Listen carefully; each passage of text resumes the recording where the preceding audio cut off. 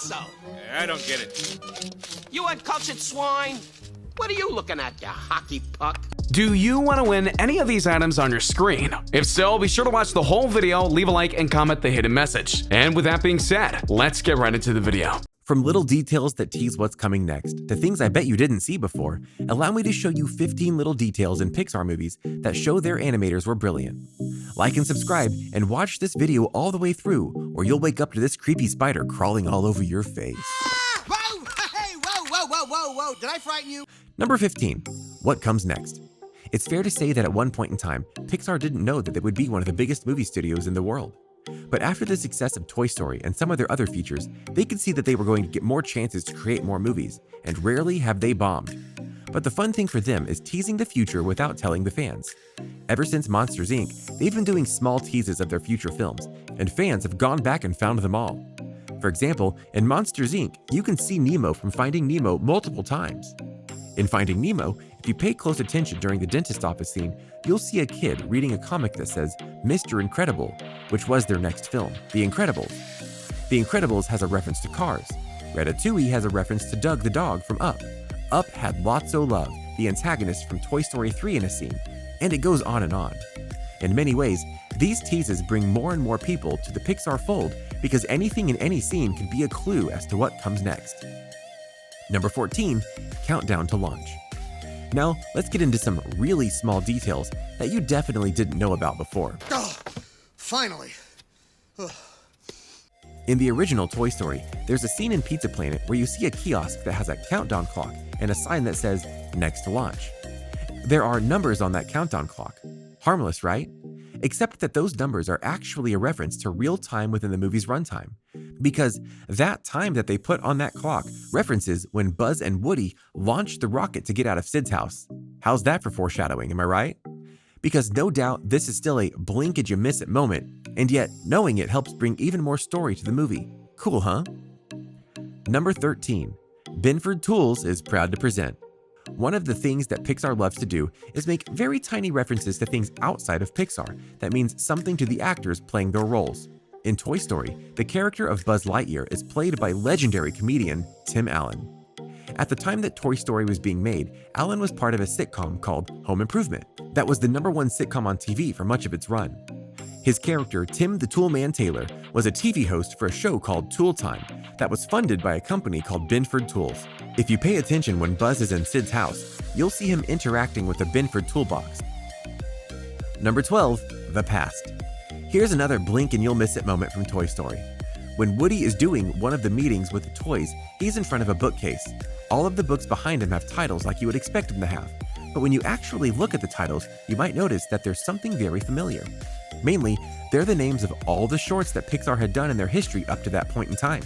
You see, before they were the studio behind Toy Story and others, they were a company making digital shorts. That's how they got the eye of Steve Jobs, actually. So it's almost poetic that they named the shorts that helped lead them to Toy Story in the Toy Story movie. Number 12, reflections of personalities. Let's get away from Toy Story and talk about Up. Ah! Hi, Mr. Fredrickson. Arguably one of the most moving of the Pixar films. In the opening sequence, we get to see the adventures of young Carl as he meets his soon-to-be wife Ellie. We then see their lives together up until Carl is all alone.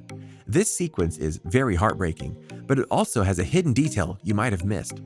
Pause during these scenes and you'll see shots of Carl and Ellie's possessions. And when you see them, you'll notice that Ellie's are round and curved, while Carl's are all square and rigid. This is a reference to their personalities and looks on life. Plus, even their heads and glasses have those shapes. Number 10, Ratatouille. Heading now to Ratatouille, there are a couple of things in the character of Anton Ego that we get to see throughout the movie. For example, he's known as a really harsh food critic, and as such, his office is actually shaped like a coffin. His typewriter that he uses to write the reviews has a skull on it. That's not depressing at all. But it gets better for him, because if you compare how he looks at the beginning of the movie to the end, you'll see that he is less thin and has more color in him, showing that he has indeed gotten his love of food back in him. Number 9, Burn Baby Burn. What is this? Keep your station clear. Sticking with Ratatouille, there is another small blink and you'll miss it moment in the form of Colette. She is a longtime chef, and if you look at her right arm during a scene where she's talking with Linguini, you'll notice that she has a burn on her inner arm below her wrist. Why does this matter? Simple. This is a very common kind of burn that you get in the kitchen when you're working at fast pace. That means that they did serious research to make sure that they were accurate in all aspects of the film. Speaking of which, number 8. Who you marry defines you. A Bug's Life may have not been as wildly successful or beloved like some of the other Toy Story films, but the animators and writers still put a lot into this. For example, the character of Manny the Mantis is shown to be married to a butterfly. You might think that this is a case of diversity and showing off as many insects as you can, right? And maybe on some level it was. But in the wild, the female praying mantis eats the male after mating. So that's definitely something they didn't want to have in a kids movie. Number 7, Chinese takeout. Pixar loves their Easter eggs, as we've shown, but they're also ones to reuse assets if the timing and placement is right. If you look at A Bug's Life, Ratatouille, and Inside Out, you'll notice that all 3 movies have the very same Chinese takeout box.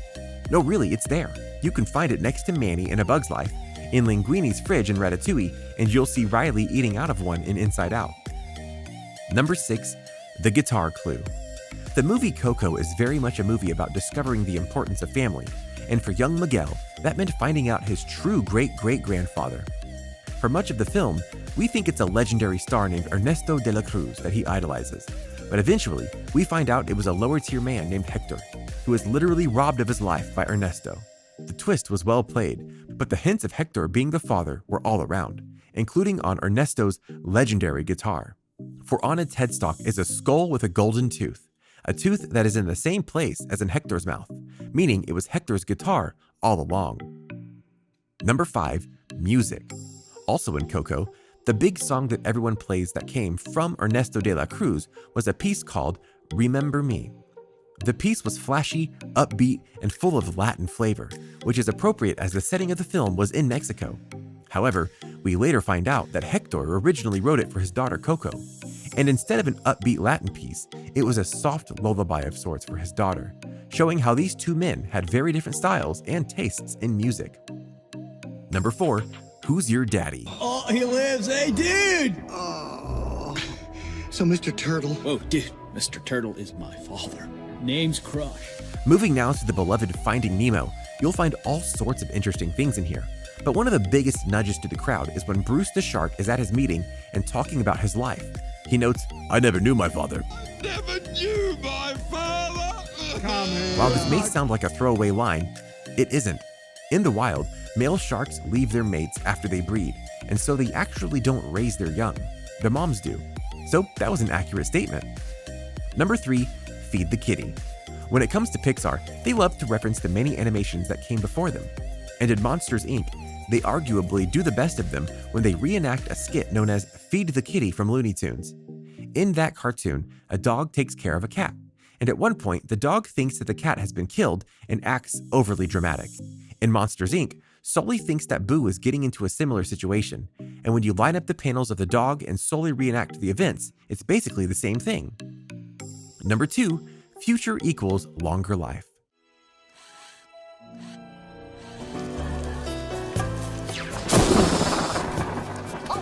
In WALL-E, the future is a dystopia, and mankind has been living in a sheltered life on board a space station guided by an overprotective AI. However, when you look at the captains that have come before the one we have now, you'll notice that their reigns are very long. Specifically, the 3 that we see have had lives of well over 100 years old, which means that in the future, we do have a longer life expectancy. We hope. Number 1, Incredible Farts.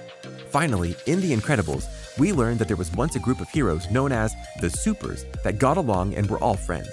During the rundown in Syndrome's computer room of the past heroes the Omni-Droid went up against and won, we find a hero called Downburst.